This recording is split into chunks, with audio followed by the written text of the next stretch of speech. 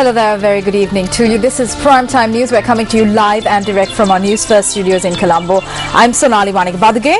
And I'm Nadim Majid. Let's start off with a look at the news making headlines tonight.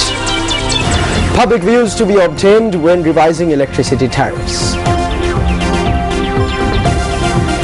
ජනතාවගේ අදහස් විමසලා නම් මේ මහජන උපයෝගිතා කොමිසම විදුලි බිල තීරණය කරන්නේ අනිවාර්යයෙන්ම විදුලි බිල අඩු කිරීමයි සිදු කළ යුතුව තිබෙනවා.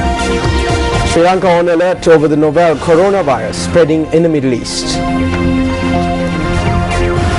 The vehicle of the youth who went missing in Anamadua is found. And in cricket news, charges against Lanka Sumatipala contesting for the post of chairman at Sri Lanka Cricket taken up.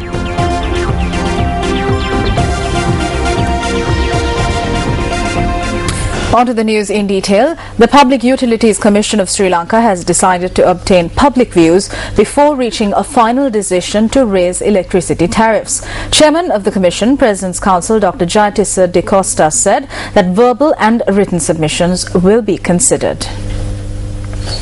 State-owned Ceylon Electricity Board has submitted its proposals to increase electricity tariffs to the Public Utilities Commission. Accordingly, the pricing formula is likely to see a change. Thereby, the charges for domestic and religious purposes will be calculated as per the usage of units. At present, domestic consumers are charged for usage in accordance with the unit bracket. For example, if a consumer uses 40 electricity units in a month, they will be charged 3 rupees per unit for the first 30 units and 4 rupees and 70 cents per unit for the balance 10 units. However, the CEB is now proposing a change to the calculation. In accordance with the proposed changes, a unit price will be determined based on the consumer's total consumption for a month. Under the proposed amendments, consumers will be charged 5 rupees per unit for the first 30 units and 6 rupees per unit for the next 30 units.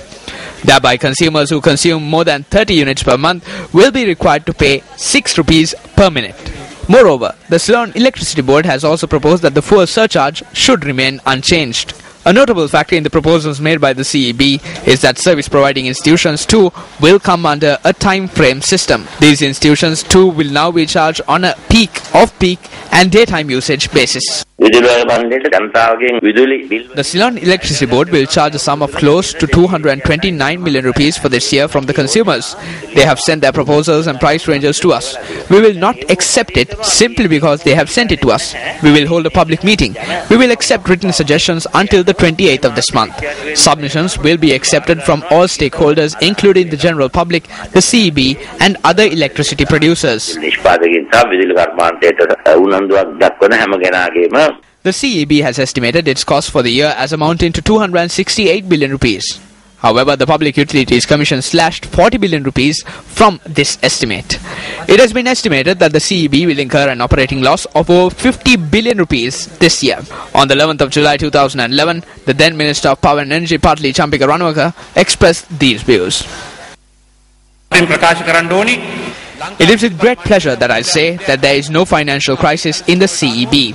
The power plants that will be constructed according to our plans will ensure that the people in this country can live without darkness until 2020. Few months after the minister made this comment, on the 16th of February 2012, another charge was included to the electricity bill in the form of a fuel surcharge on the premise that hydropower generation was limited and there was more reliance on thermal power generation. The surcharge was added as 25, 35 and 40%. It is in this backdrop that recommendations are being made to increase the electricity tariffs. This is the audit report from the 15th of January last year on the vehicles that are used by the Ceylon Electricity Board head office. This clearly states that Prados, Pajeros and 4 double cabs that were released to the ministry have been misplaced. We question the authorities as to whether these losses have been added to the existing losses. Not only that, we also know that there were massive festivals organized by the government. electricity is supplied for the Diaticule exhibition. Does the CEB charge for this? No. Night races were held in Colombo. High power lights were used to illuminate the streets. The CEB did not charge for this.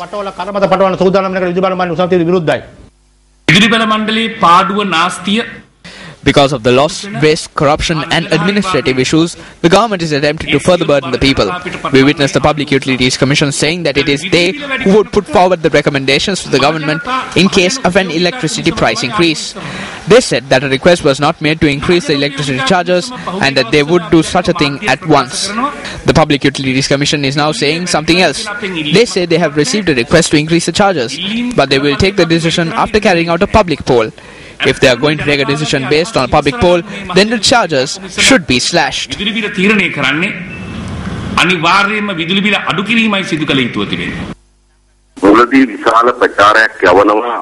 At first, it will be said that there will be a massive price increase. Then, they will ask the Public Utilities Commission for a 50% price increase. Finally, the price will be increased by a small rate. The government will say they made the increase much lesser than last time. The government is engaged in a scheme to create its own problem and provide the solutions to it.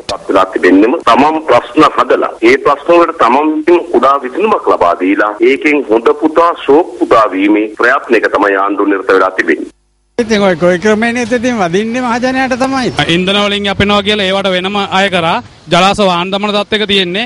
ඒක හිම අඩු වෙලා නැහැනේ. විදුලි බිලත් වැඩි කරපුවා, වතුර බිලත් වැඩි කරනවා.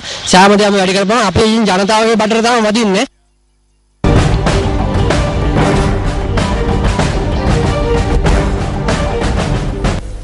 A two-day women's leadership training workshop organised by the All-Ireland Women's Organisation of the Sri Lanka Freedom Party was inaugurated today by President Mahinda Rajapaksa. The inauguration took place at the Sri Lanka Foundation Institute. A group of female public representatives of the SLFP and candidates contesting upcoming elections attended the event. The communique issued by the President's media unit stated that the President directed special attention towards the difficulties faced by the female public representatives in rural areas.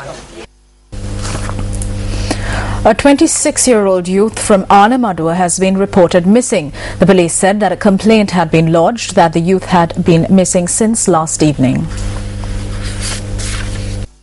Kajanan Sivabalasingham had left Velawata at 6:15 last morning to reach his house in Anamadua. According to his mother, he had made a telephone call to her at about 9 a.m. while on the way home. He had said that he was in the Bangadanya area and was stopping for some rest as he was not feeling well. His mother added that when he telephoned her again at 10 a.m., he had said that he was passing the Pallama town. However, his car was found last evening near the 100-kilometer post in Mundalama. While the car was impounded by the police, Balasingham's family arrived at the Mundalama police this morning.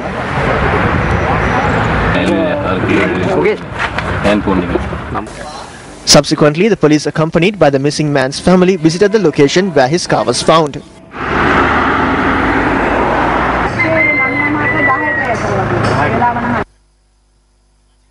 Kajanan Sivabalasingham is a resident of Galgamore Road in Anamadua. He is the youngest in a family of 4 siblings.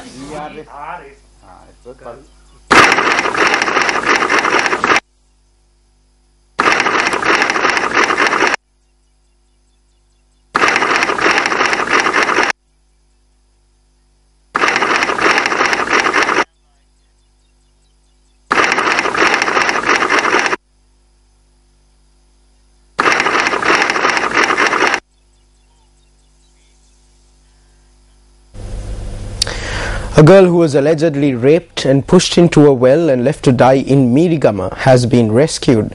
According to the police, a school student has been arrested in connection with the incident.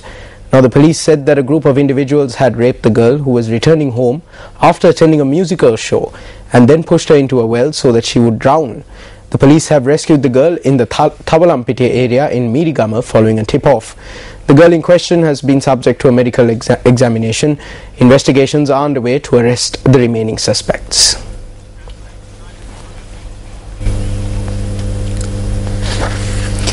Tilanga Sumathipala, who is contesting for the post of chairman of Sri Lanka Cricket, says that based on the sports law or the constitution of Sri Lanka, he has no obstacle to contest for the post of chairman at SLC. Sumathipala expressed this view after he appeared before the 3-member committee which was appointed by the Ministry of Sports to inquire about his nomination.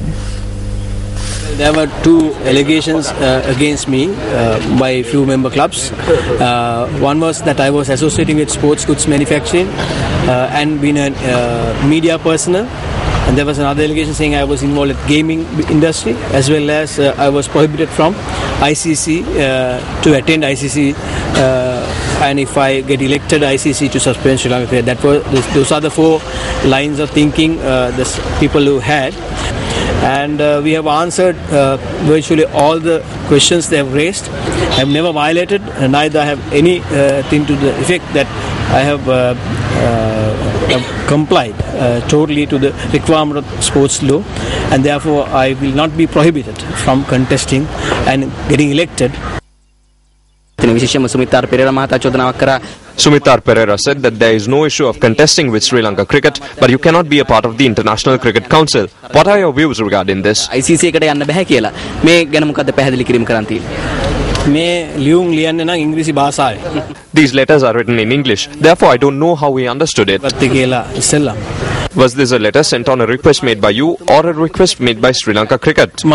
I made a request from the International Cricket Council. Are you confident that you will get the opportunity? According to the law in the country, the constitution of Sri Lanka Cricket and the sports law, there is no legal restriction to bear the post of chairman.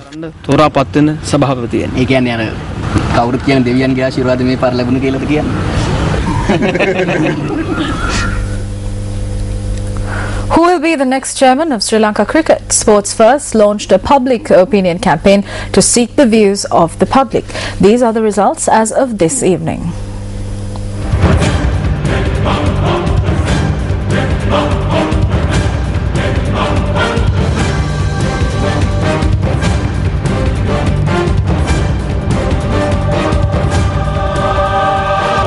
Who will claim the top post in cricket?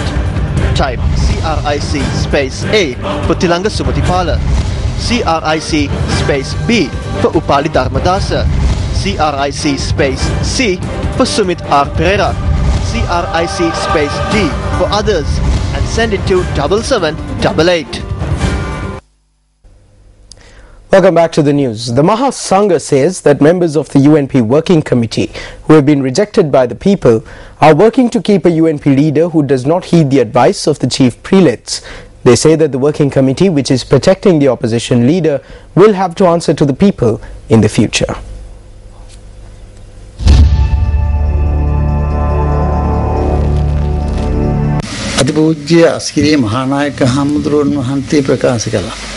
The most venerable Mahanayaka of the Askiri chapter said that when a talented person is removed, thousands of people will move away with that individual. So at present, Ranil Wickramasinghe has removed all those talented persons.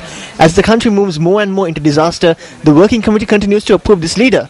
The members of the Working Committee need to think about why they do not oppose it when this great party has fallen to such a pitiful level. The government is supplying the UNP leader with everything. He has been given a massive security force. They spend countless amounts of money on him. They attend to all his needs. He is protecting the government and not speaking against the government. Because he is protecting the government, the innocent people of this country are becoming helpless. The Working Committee does not understand this.